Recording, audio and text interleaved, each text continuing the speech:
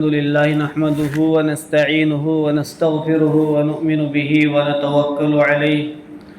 ونعوذ بالله من شرور أنفسنا ومن سيئات أعمالنا من يهدي الله فلا مضل له ومن يضلل فلا هادي له ونشهد أن لا إله إلا الله وحده لا شريك له ونشهد أن سيدنا ومولانا محمدا عبده ورسوله أما بعد فقد قال الله تبارك وتعالى في القرآن المجيد الفرقان الحميد فأعوذ بالله من الشيطان الرجيم بسم الله الرحمن الرحيم ألا إن أولياء الله لا خوف عليهم ولا هم يحزنون الذين آمنوا وكانوا يتقون صدق الله مولانا العظيم وقال النبي صلى الله عليه وسلم من عاد لي وليا فقد آذنته بالحرب أو كما قال عليه الصلاة والسلام اللهم صل على سيدنا ومولانا محمد وعلى آل سيدنا ومولانا محمد وبارك وسلم اللهم صل على سيدنا ومولانا محمد وعلى آل سيدنا ومولانا محمد وبارك وسلم اللهم صل على سيدنا ومولانا محمد وعلى آل سيدنا ومولانا محمد وبارك وسلم۔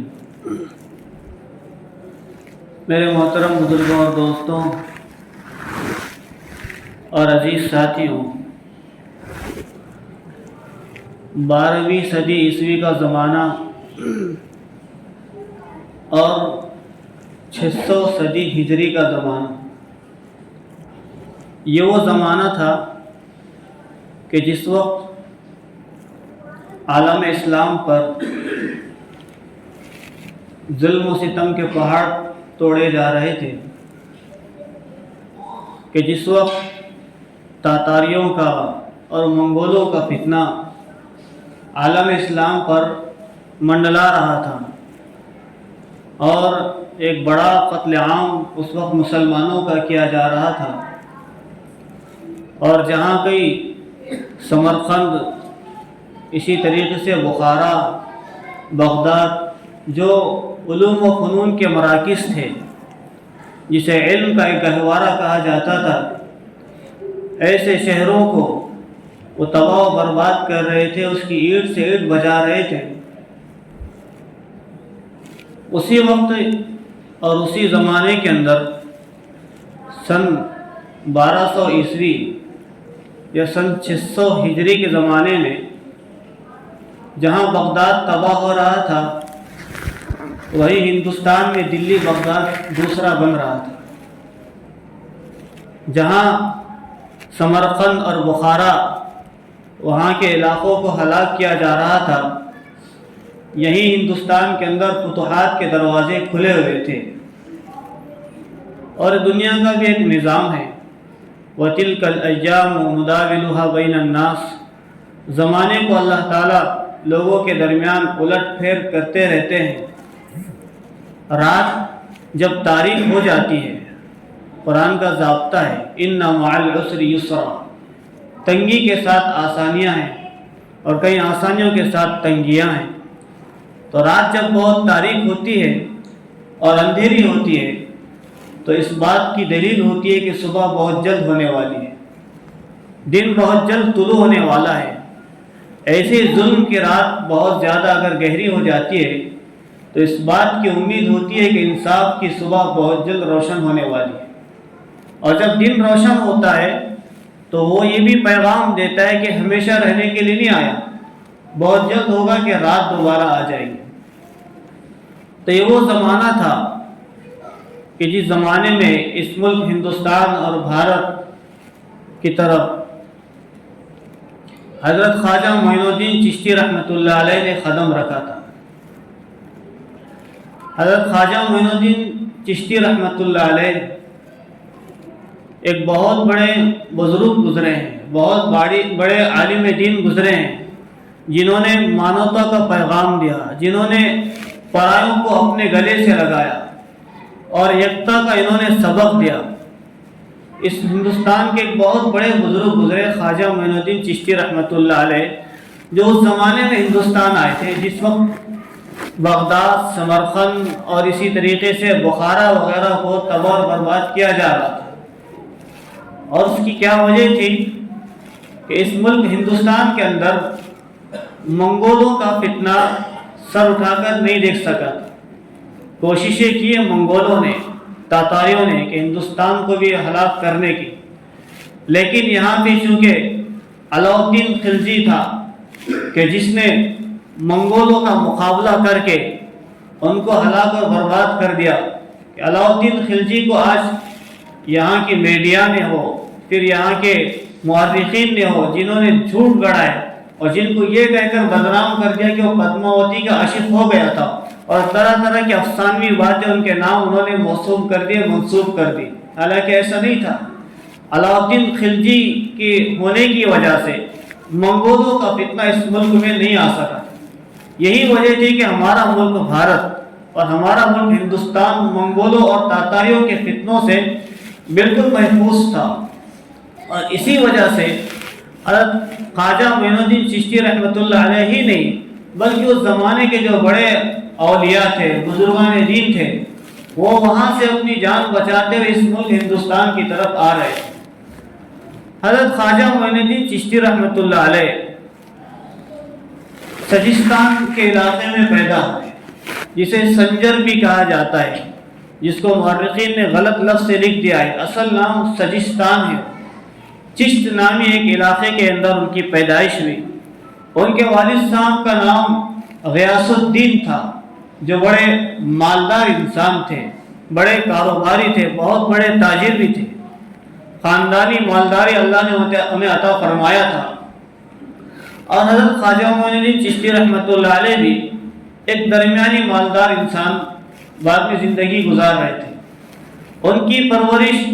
اپنے والد محترم ہی کی نگرانی میں ہوئی، اور اسی طریقے سے ان کی والدہ، یہ دونوں حضرات بھی بڑے نیک دل لوگ تھے۔ والد محترم 15 سال کی عمر میں حضرت خواجہ معین الدین چشتی رحمۃ اللہ علیہ کی جب عمر 15 سال ہوئی تھی، وہ اس دار فانی سے کوچ کر گئے۔ پھر ان کی تربیت جو ہے ان کی والدہ کرنے لگی، یہاں تک کہ والدہ کی بھی زندگی نے وفا نہ کی۔ کچھ دنوں کے بعد یا کچھ مہینوں کے بعد ان کے والدہ کا بھی انتقال ہو جاتا ہے۔ ان کے والد کی وراثت میں سے حضرت خواجہ معین الدین چشتی رحمۃ اللہ علیہ کو جو ترکے میں ملا تھا، وہ ان کے والد صاحب کا ایک باغ تھا، اور ایسے ایک ان کی چکی تھی جو ان کو وراثت میں ملی تھی۔ حضرت خواجہ معین الدین چشتی رحمۃ اللہ علیہ اسی باغ کی نگرانی کیا کرتے تھے اور وہی چکی کا کام کیا کرتے تھے، لیکن ایک باطل آدمی تھے، ایک اللہ والے انسان تھے۔ چونکہ ماں باپ کی تربیت ان کی اس انداز سے کی گئی تھی، اور اس سانچے میں ڈھال کر ان دونوں نے ان کو سنوارا اور نکھارا تھا۔ اپنے ہی علاقے کے اندر کچھ بنیادی تعلیم انہوں نے حاصل کی، اور والد کے انتقال کے بعد کوئی ان کا سہارا نہیں تھا، تو اپنے باپ کی وراثت میں جو کھیت ملا تھا، جو باغ ملا تھا، اسی کی باغبانی میں مصروف رہتے تھے۔ انہی درختوں اور پودوں کو پانی وغیرہ دیا کرتے تھے۔ اسی دوران میں ایک بزرگ کا وہاں سے گزر ہو رہا تھا، حضرت ابراہیم قندوزی رحمۃ اللہ علیہ، یہ بھی بڑے اللہ والے انسان تھے۔ ان کا گزر حضرت خواجہ معین الدین چشتی رحمۃ اللہ علیہ کے کھیت کی جانب سے یا ان کے باغ کی طرف سے ہو رہا تھا۔ ابراہیم قندوزی رحمۃ اللہ علیہ جب باغ میں تشریف لائے تو چونکہ اہل نظر تھے، اور اہل نظر اہل دل کو پہچان لیتے، وہ بھی دل والے انسان تھے اور وہ بھی اللہ والا انسان تھا، انہوں نے ان کو پہچان لیا اور اپنے قریب بلایا۔ حضرت خواجہ معین الدین چشتی رحمۃ اللہ علیہ اس زمانے کے علماء کرام کا بہت بڑا احترام کرنے والی شخصیت تھی، بزرگان دین کی تعظیم کرنے والی شخصیت تھی۔ انہوں نے دیکھا کہ کوئی اللہ والا ہے، کوئی اللہ کا بزرگ ہے جو میرے باغ سے ہوتا ہوا گزر رہا ہے۔ انہوں نے ایک پلیٹ میں انگور کا خوشہ سجایا اور ابراہیم قندوزی رحمۃ اللہ علیہ کی خدمت عالیہ میں پیش کیا، کہا کہ اسے تناول فرمائیں۔ ابراہیم قندوزی رحمۃ اللہ علیہ نے اپنی تھیلی میں ہاتھ ڈالا اور اس تھیلی میں سے ایک روٹی کا ٹکڑا نکالا، حضرت خواجہ معین الدین چشتی رحمۃ اللہ علیہ کے حوالے کیا، کہا کہ تمہارا کھانا میں کھاتا ہوں اور میرا کھانا تم نے کھا لیا۔ وہ ایک روٹی کا ٹکڑا تھا کہ جس کو چبوا کر حضرت خواجہ معین الدین چشتی رحمۃ اللہ علیہ نے اپنے حلق کے نیچے اتارا ہی تھا کہ ان کی زندگی کی کائیاں ہی پلٹ گئی، کہ وہ اثرات، وہ برکات، وہ ثمرات انہوں نے اس روٹی کے ٹکڑے میں دیکھے جو شاہوں کے دسترخوان پہ بھی کبھی نصیب نہیں ہوا کرتے، اور وہیں سے ان کی زندگی کی کائیاں پلٹی۔ حضرت خواجہ معین الدین چشتی رحمۃ اللہ علیہ نے پھر وہاں سے اٹھ کر بڑے بڑے علاقوں کا سفر کیا اور علوم اور فنون کے اندر مہارت حاصل کی، حافظ قرآن بھی وہ بنے، اس کے بعد عالم دین بنے، مفسر قرآن بنے، اور نہ جانے کیا کیا انہیں پڑھنا تھا، جو معقولات کا علم ہوتا ہے اور اسی طریقے سے جو قرآن اور حدیث کا علم ہوتا ہے، وہ تمام علوم کو انہوں نے اپنی پسلیوں کے درمیان میں جمع کر لیا۔ لیکن اس کے بعد پھر انہیں ایک عجیب سی بے چینی سی محسوس ہوتی تھی، ایک دل میں کڑن سی محسوس ہوتی تھی کہ اس زمانے میں جو علماء ہوتے تھے، فارغین علماء، وہ عالمیت کی سند حاصل کرنے کے بعد کسی نہ کسی بزرگ کی خدمت میں رہا کرتے، اور یہ ضابطہ بھی ہے دنیا والوں کا کہ اگر کوئی ڈاکٹر بن رہا ہو تو 5 سال ڈگری کرنے کے بعد 1 سال اسے کسی ماہر ڈاکٹر کی نگرانی میں رہنا پڑتا ہے، تبھی جا کر اس کی اصلاح ہوتی ہے۔ اگر کوئی اور شعبے میں کام کر رہا ہو، آپ کسی کمپنی میں جاب کے لیے جائے اور وہاں اپلائی کرے تو کمپنی والے آپ کی پرانی زندگی اٹھا کر دیکھتے، آپ کی سابقہ کمپنی کو اٹھا کر دیکھتے کہ آپ نے کتنا تجربہ حاصل کیا ہے اور آپ نے کس کمپنی میں کتنا کام انجام دیا ہے۔ آپ کے اس تجربے کو دیکھ کر اور آپ کی اس مہارت کو دیکھ کر کمپنی اپنے پاس اپنے جاب پر اور اس اعتبار سے آپ کو عہدے سے نوازتی ہے۔ یہ زمانے کا ایک اصول رہا تھا اور ضابطہ رہا تھا کہ جب کوئی علم حاصل کر لیتا، چونکہ نرا علم، خالص علم آدمی کو نجات نہیں دلاتا، یہی علم ہوتا ہے کبھی آدمی کو گمراہ بھی کر دیتا ہے۔ اسی لیے اپنے دل کے تزکیے کے لیے اور اپنے علم کے اندر اور نکھار پیدا کرنے کے لیے اس زمانے میں علماء جو ہے، بزرگان دین کا، اولیاء کرام کا، اور جو اس زمانے کے مشائخ ہوا کرتے تھے، ان کی خدمتوں میں جا کر بیٹھتے تھے۔ بشر حافی رحمۃ اللہ علیہ اپنے زمانے کے بڑے اللہ والے گزرے، بہت بڑے بزرگ گزرے۔ حافی انہیں اس لیے کہا جاتا ہے کہ پیر میں کبھی چپل نہیں پہنا کرتے، اور پیر میں چپل نہیں پہننے کی وجہ یہ کہ ایک مرتبہ شراب کے نشے میں چور تھے، راستے میں دیکھا کہ اللہ کا نام نیچے گرا ہوا ہے، کسی کاغذ پر اللہ کا نام لکھا ہوا ہے، اس ٹکڑے کو اٹھایا، اپنی آنکھوں سے لگایا، نشے کی حالت میں اس ٹکڑے کا احترام کیا اور اسے کسی محفوظ جگہ پر اٹھا کر رکھ دیا۔ کہیں کسی نے، بزرگ نے الہام فرمایا، کسی کی طرف سے الہام ہوا کہ بشر حافی، آج تم نے ہمارے نام کا احترام کیا ہے، لہذا ہم تمہارا احترام فرمائیں گے۔ اسی وقت ان کو کسی نے آ کر کہا کہ تمہیں اللہ نے سلام بھیجا ہے اور تمہیں ولیوں کا سردار بنایا ہے، تو وہ کہتے تھے کہ مجھے ولایت بغیر چپل کے ملی ہے، لہذا میں کبھی پیر میں چپل نہیں پہنوں گا۔ اور جس راستے سے بشر حافی رحمۃ اللہ علیہ گزرتے تھے، اس راستے میں جانور کبھی غلاظت نہیں کرتے، یہاں سے ایک اللہ کا دوست اور اللہ کا ولی اس علاقے سے گزرتا ہے۔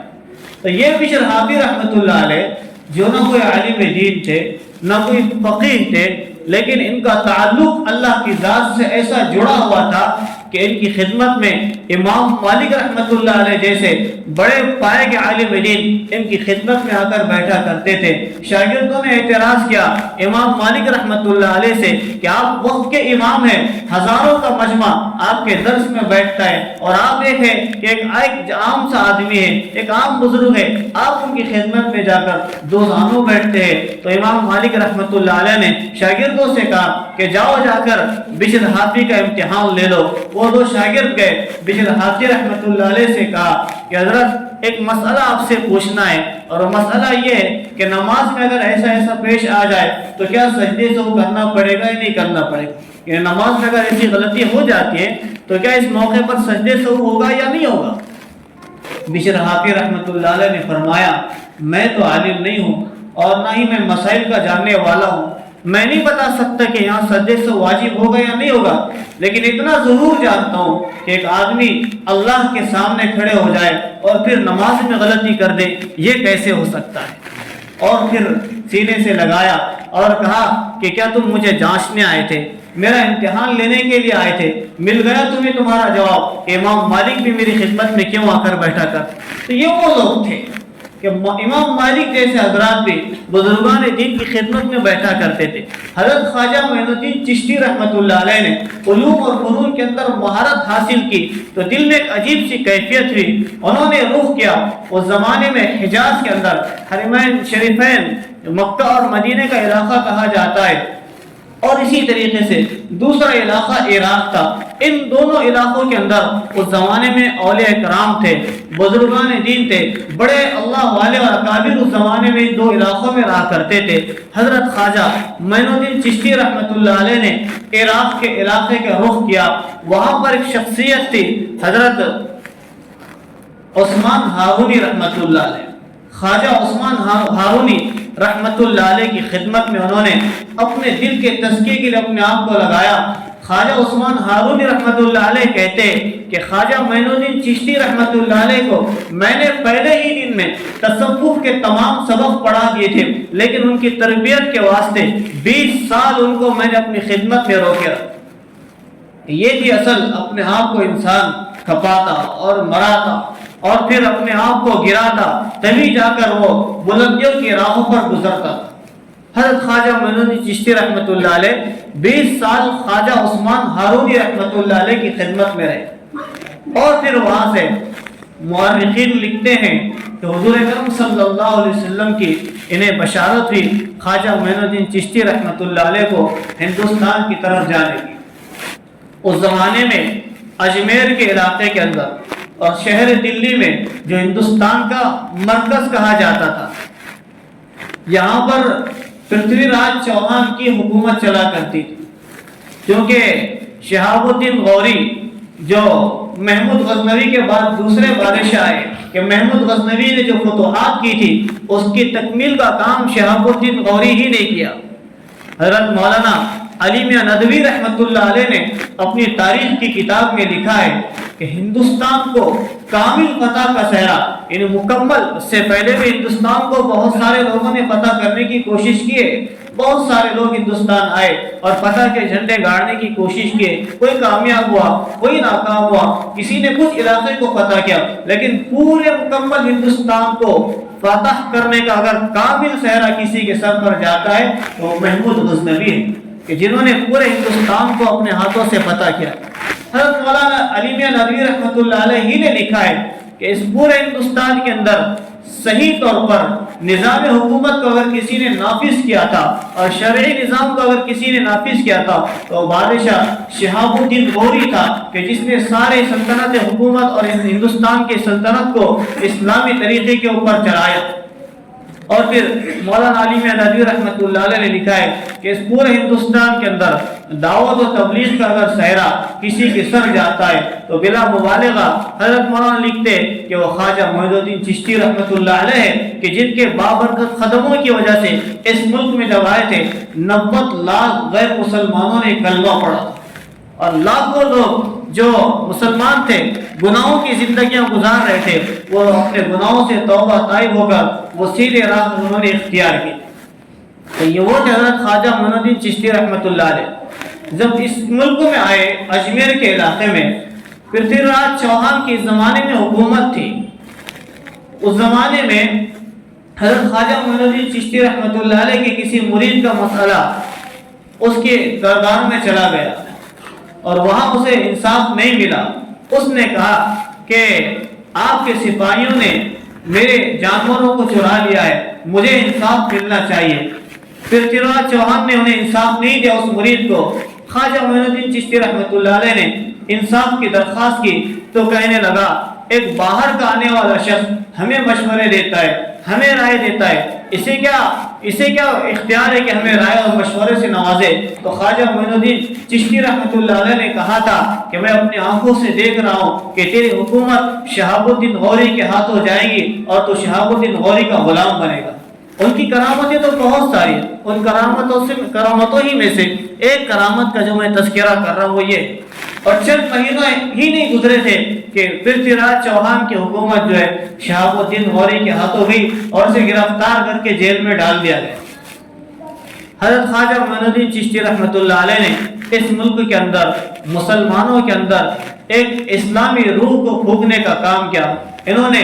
غیروں کو بھی اپنایا، اپنوں کو بھی اپنایا، سب کو گلے سے لگایا۔ جس وقت برہمن واد چل رہا تھا، شودر، کھتری اور وید اور جتنے نچلی ذات کے لوگ تھے ان پر ظلم و ستم کے پہاڑ توڑے جا رہے تھے، ان کو مارا اور پیٹا جا رہا تھا، اس وقت خواجہ معین الدین چشتی رحمۃ اللہ علیہ نے مانوتا کا پیغام دیا تھا اور یکتا کا پیغام دیا تھا، اور ہم سب ایک ہے اس نعرے کو لے کر سب کو اپنے گلے لگایا تھا اور عملی نمونہ پیش کر کے دکھایا تھا، جس کی وجہ یہ بنی تھی کہ 90 لاکھ لوگ ان کے ہاتھ پر کلمہ پڑھنے پر مجبور ہوئے۔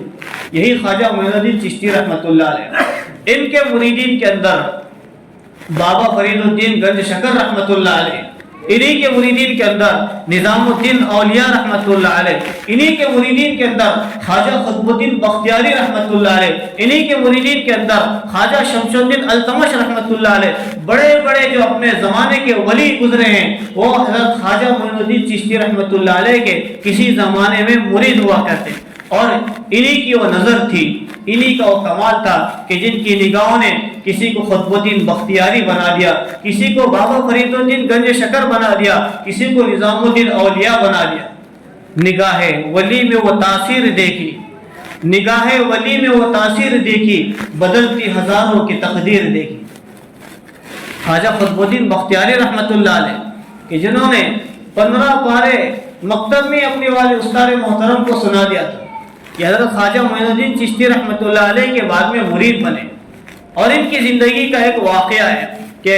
خواجہ قطب الدین بختیاری رحمۃ اللہ علیہ کا انتقال ہو رہا ہے،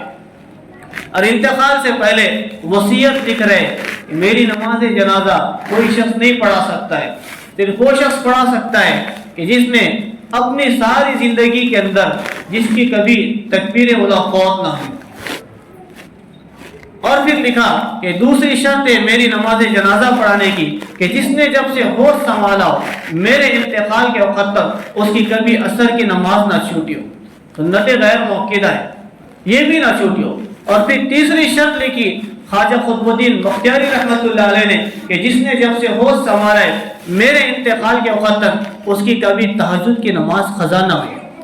یہ شرط اگر کسی میں پائی جاتی ہو تو میرے مرنے کے بعد آئے میرا نماز جنازہ پڑھائے۔ بڑی آسان شرطیں تھی۔ چوتھی شرط تو اس سے بھی زیادہ خطرناک لکھا خواجہ قطب الدین بختیاری رحمۃ اللہ علیہ نے کہ میری نماز جنازہ صرف وہ شخص پڑھا سکتا ہے کہ جس نے جب سے ہوش سنبھالا ہے میرے انتقال کے وقت تک اس نے اپنی ماں، بیٹی، بیوی اور بہن کے سوا 5ویں عورت کو اپنی آنکھوں سے نہیں دیکھا ہو۔ اگر ایسا شخص ہو تو آئے میری نماز جنازہ پڑھائے۔ اور اس زمانے میں ایسے لوگ تھے کہ جن کی زندگیوں میں کبھی تہجد قضا نہیں ہوتی تھی، کہ جن کی سنتیں غیر موقدہ کبھی نہیں چھوٹتی تھی، موقدہ تو درکنار، غیر موقدہ، کہ جن کی زندگی ایسی پاک باز تھی اور ایسی سلیم الفطرت زندگیاں تھی کہ جو قسم اٹھا لیتے کہ اللہ یہ کام ہو جانا چاہیے تو اللہ کی قسموں کی لاج رکھ لیتے، کہ جب ہاتھ اٹھا لیتے بارش ہو جانا چاہیے اللہ ان کے ہاتھ نیچے گرنے سے پہلے بارش برسا دیا کرتے۔ ایسے لوگ تھے اس زمانے میں۔ انتقال ہو گیا قطب الدین بختیاری کاکی رحمۃ اللہ علیہ کا، جنازہ تیار ہے،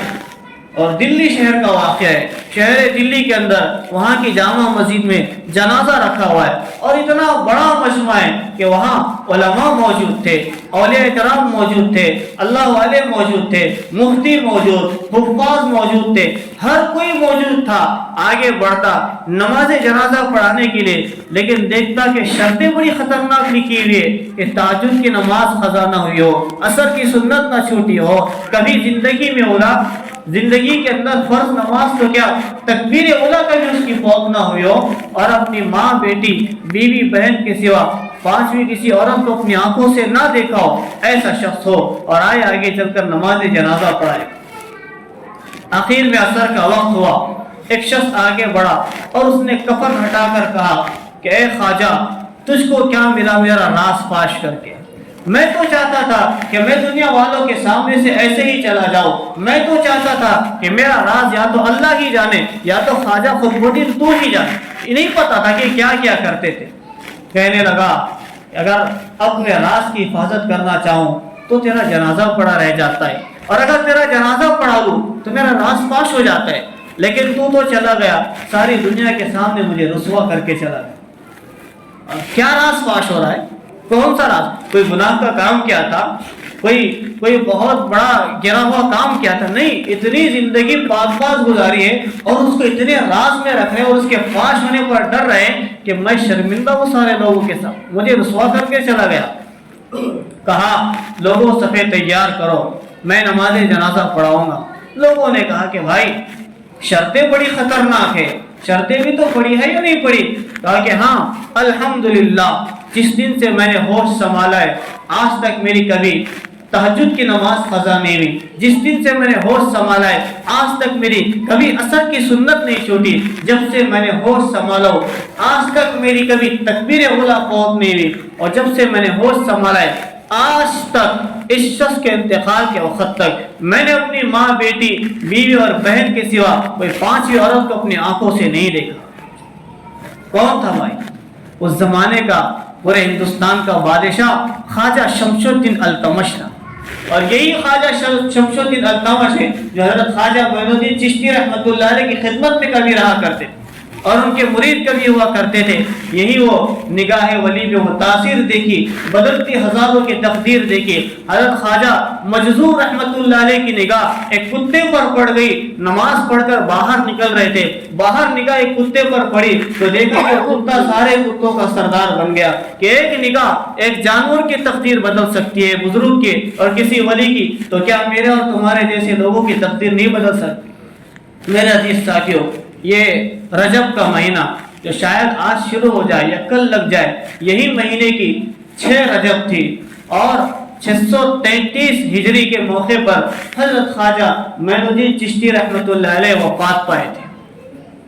یہ بزرگان دین، یہی اولیاء کرام کہ جن کی قدم سے اس ملک کے اندر اسلام لہرا رہا ہے، اور اسلام کا پرچم اور اسلام کا پرچم ہم سب لوگوں کے سامنے نظر آ رہا ہے، تو یہی بزرگان دین کی برکتیں۔ میرے عزیز ساتھیوں، ہم اپنے آبا و اجداد کی تاریخ کو دیکھیں، خواجہ قطب الدین بختیاری رحمۃ اللہ علیہ کی تاریخ کو دیکھیں، حضرت خواجہ معین الدین چشتی رحمۃ اللہ علیہ کی زندگی کو اٹھا کر دیکھیں، حضرت نظام الدین اولیاء رحمۃ اللہ علیہ کہ جن کے پاس سے پالکیاں آئی تھی ہمارے اس مراٹھواڑے کے علاقے کے اندر، خلدآباد شریف کے اندر بڑے اولیاء کرام ہیں جن کی مزاریں وہاں ہیں، انہی میں سے ایک شخص خندار کے علاقے کے اندر مدفون ہے اور وہاں آرام کر رہے۔ یہ کون لوگ تھے؟ یہ وہی لوگ تھے جنہوں نے حضرت خواجہ معین الدین چشتی رحمۃ اللہ علیہ جیسے اپنے زمانے کے پائے کے علماء اور بزرگان دین کی خدمت میں بیٹھ کر اپنے دلوں کا تزکیہ کیا تھا۔ اب بھی ضرورت ہے، میں اگر عالم بن جاؤں اور میں اگر بہت بڑا علوم اور فنون کا مرکز اپنے دل میں جمع کر لوں،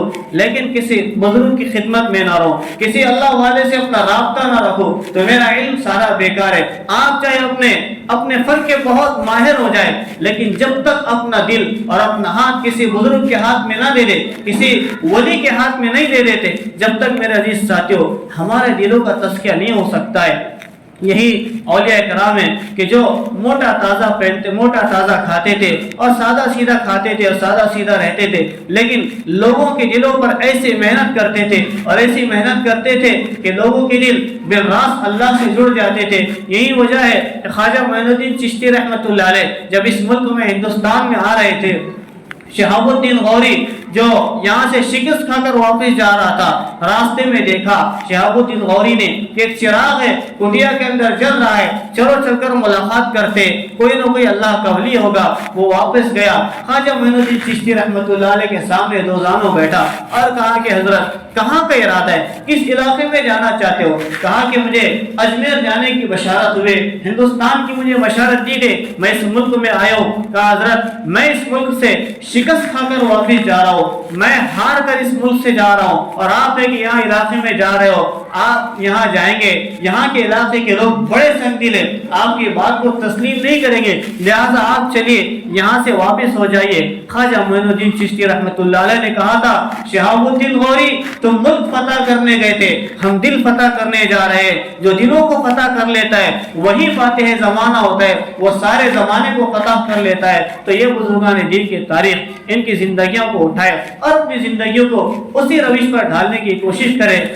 کہنے والا بھی عمل کا محتاج ہے، سننے والے بھی عمل کے محتاج ہے۔ اللہ تعالی ہم سب کو کئی اور سری باتوں سے زیادہ عمل پیرا